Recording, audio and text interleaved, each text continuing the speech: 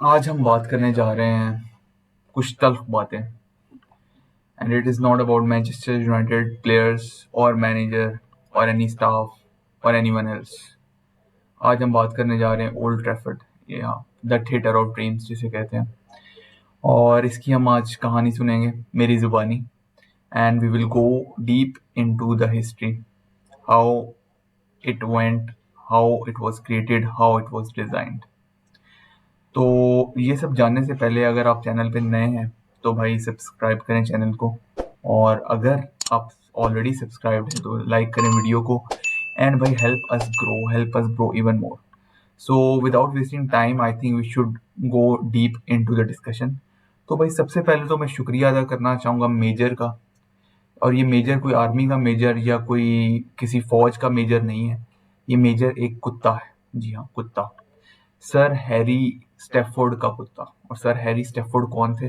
जी हाँ, captain of Newton Heath, which was later on known as Manchester United. और जब Newton Heath बिल्कुल bankruptcy के नज़दीक थी, जहाँ पे इनके पास पैसे नहीं थे क्लब पे लगाने के लिए, तब ये मेजर साहब जो है ना, ये गुम गए।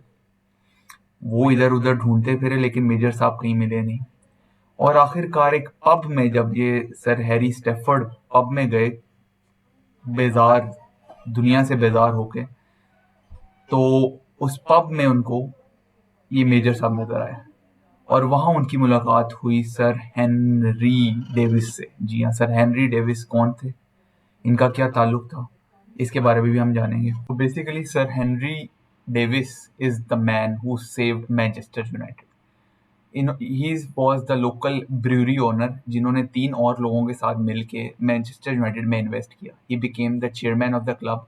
और भाई वहां से न्यूटन हीथ उठता उठता मैनचेस्टर यूनाइटेड बन गया। और न्यूटन हीथ जहाँ खेलते थे, द बैंक स्ट्रीट, वहाँ से उन्होंने अपनी capacity with the passage of time बढ़ाना चाहिए। और भाई सर हेनरी डेविस ने कहा कि भाई लगाओ पैसा, लगाओ पैसा।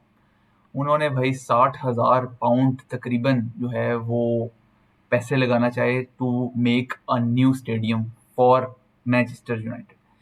और भाई यहाँ से ओल्ड ट्रैफर्ड की जो है दास्तान शुरू होती है।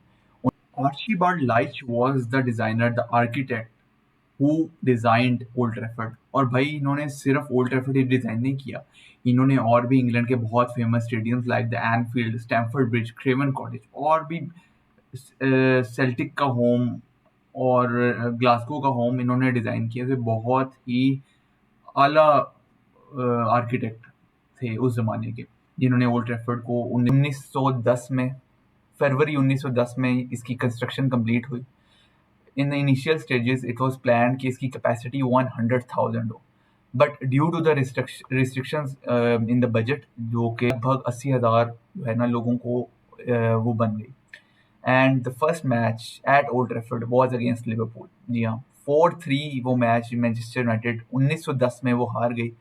लेकिन भाई वो पहला मैच था, और उसके बाद लाखों करोड़ों मैच जो हैं वो ओल्ड ट्रैफर्ड ने, द थिएटर ऑफ ड्रीम्स, जी हाँ, इसने देखी आपने यहाँ पे। और उसके बाद 1910 के बाद किस तरह से इसकी रीडेवलपमेंट, कंस्ट्रक्शन हुई, उसके बारे में भी हम जानेंगे। 1940 में जब वर्ल्ड वॉर हुई तो स्टेडियम तबाह हो गया जर्मन जहाज़ों ने बमबारी से। ओल्ड ट्रैफर्ड के परखच्चे उड़ गए और भाई तहस नहस हो गया स्टेडियम। और इस दौरान ड्यूरिंग 1946 टू 49 मैनचेस्टर यूनाइटेड को अपने मैचेस मैनचेस्टर सिटी के होम में माइंस रोड पे हमें खेलने पड़े, वहाँ हमें मैचेस खेलने पड़े। और जब 49 में दोबारा से रिकंस्ट्रक्शन हो गई हुई, डेवलपमेंट हो गई हुई ओल्ड ट्रैफर्ड की, तो भाई फ्लड लाइट्स नहीं थी। तो 3 मैच आपको यूरोपियन कप के जो हैं वो माइंस रोड पे खेलने पड़े 49 में। और उसके बाद आहिस्ता आहिस्ता डेवलपमेंट होती रही, and the stadium used to be getting bigger and better, expansion होती रही, because the stadium had to be prepared for the 1966 world cup. जी हाँ, वहाँ पे 3 मैचेस 1966 वर्ल्ड कप के वो ओल्ड ट्रैफर्ड में हुए, ग्रुप स्टेजेस के।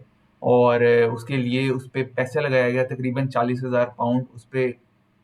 भाई Old Trafford has the north end and the south end. The north end is now renamed as the Sir Alex Ferguson stand, and the south end is the Sir Bobby Charlton stand. तो ये दोनों आमने सामने हैं। Behind the south and यहाँ पे आपको railway line नज़र आती है, उसके पीछे ब्रिज भी, पैसेंजर ब्रिज भी जो है वो 1960s में जो है वो कंस्ट्रक्ट हुआ। और भाई इसके बाद हमारे पास स्ट्रैटफोर्ड एंड है, और भाई एक जो है वो ईस्ट एंड है।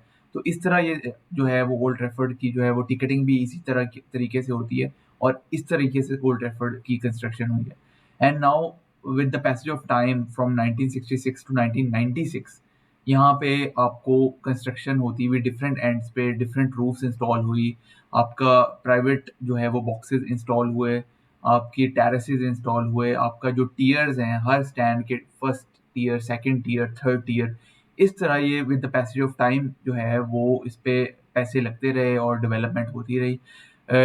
बिकॉज भाई 1966 का वर्ल्ड कप तो 3 मैचेस ओल्ड ट्रैफर्ड ने किए ही किए थे, बट 1996 के यूरोस के लिए भी Old Trafford as a venue decide हुआ था। बट ड्यूरिंग दिस पीरियड यहाँ पे आपको expansion of the north end आपको नजर आई, and then the perimeter fencing in 1970s was also installed at Old Trafford, and it was the first stadium to have this perimeter fencing for the fans not to step up into the field। तो invasion जो fans invasion है वो basically stop करने के लिए parameter fencing की गई।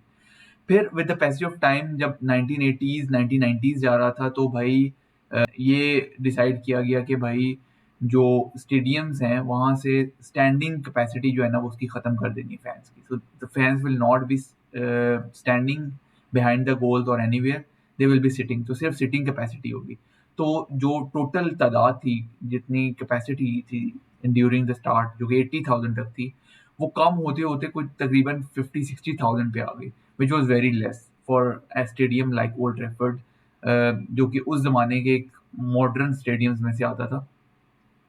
तो भाई स्टेडियम कैपेसिटी इंक्रीज करने की बहुत ज़रूरत थी, which increase during 1996 to 2005।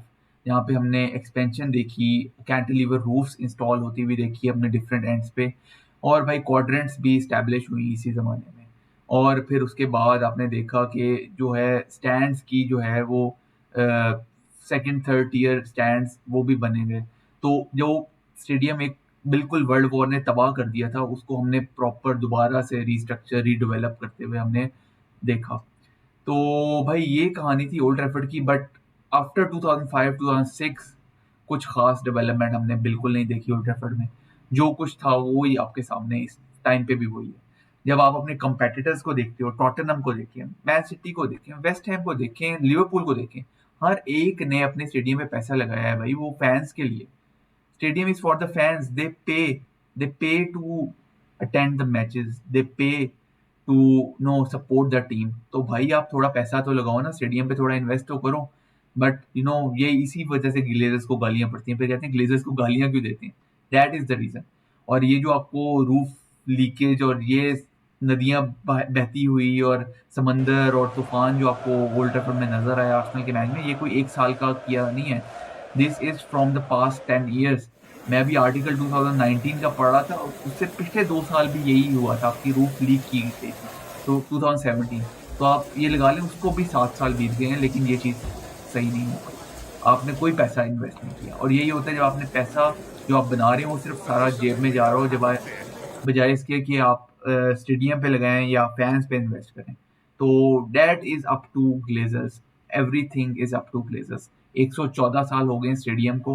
After 2005-06 जब से ग्लेजर्स आए हैं, we have not invested a single penny in Old Trafford, and that is the state of the art जो अब आप देख रहे हैं आर्सेनल के मैच में, जो आपको नजर आ रहा है। आपने अपनी स्टेडियम की कैपेसिटी इंक्रीज नहीं की, आपकी रूफ लीक कर रही है, बारिशों का कोई आपके पास वो नहीं है, कोई डेवलपमेंट नहीं हुई स्टेडियम में। तो भाई यही एक छोटी सी कहानी थी ओल्ड ट्रैफर्ड की, which was once the theater of dreams. It was the theater of our dreams, but not anymore, unfortunately. और Not anymore. I'm not surprised to So see that situation, actually it's the same with our football on the field, and it's the same with the you know with our stadium. तो अगर आपको video पसंद आई हो तो भाई like ज़रूर करना, channel subscribe ज़रूर करना। आप मुझे बताना आपको ओल्ड ट्रैफर्ड कैसा लगा, आपको ओल्ड ट्रैफर्ड की स्टोरी कैसी लगी, और भाई सपोर्ट करते रहें एंड हेल्प अस ग्रो।